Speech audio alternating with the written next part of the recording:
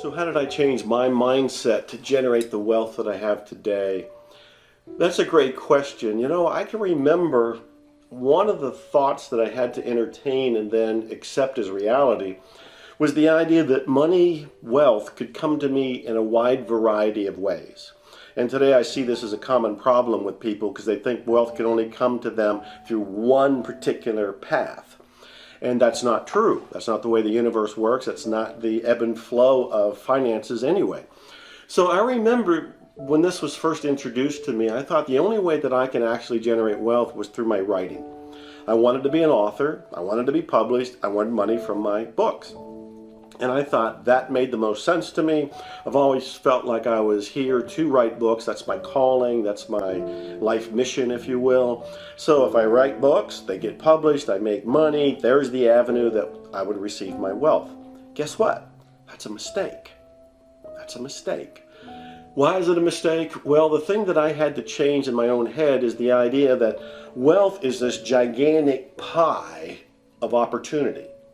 And what I was saying is, I only want it to come through this one slice. Just let it come here. Not realizing that wealth can come from here, and here, and here, and here, and here, and here, and here, and here, all kinds of different ways. And it was really difficult for me to accept that because I kept thinking, yeah, that sounds reasonable, that sounds logical, that sounds possible, but I'm just an author. How else is it going to come to me?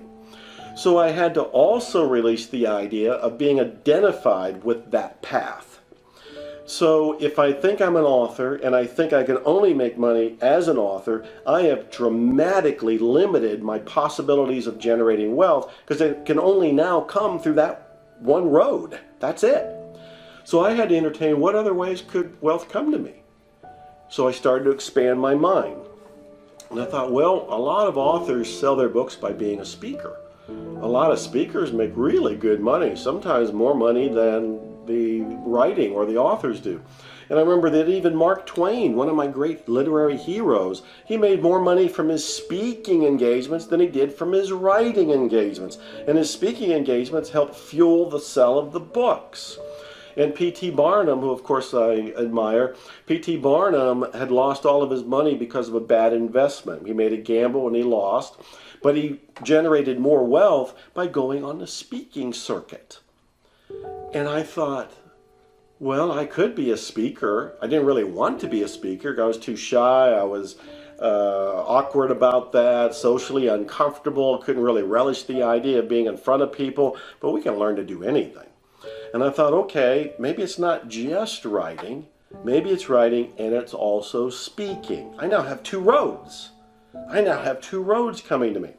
And then as I started thinking about this some more, I realized that, well, a lot of authors, they have their book, but they repackage their book. There's also the audio version of the book.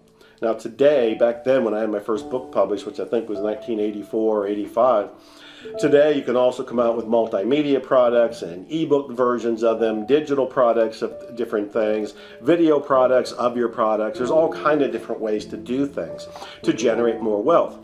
But even back then, when I'm looking at this for the first time and thinking, okay, it's not just me making money from being an author, not just me making money from being a speaker, but I can also turn my existing product as a book into an audio book. Back then it would have been a cassette. I now have another avenue stream. Guess what? I'm speaking, I record my speeches, I now have a product to sell, either in the back of the room or to a mail order list or the people buying my books. I now have another avenue stream.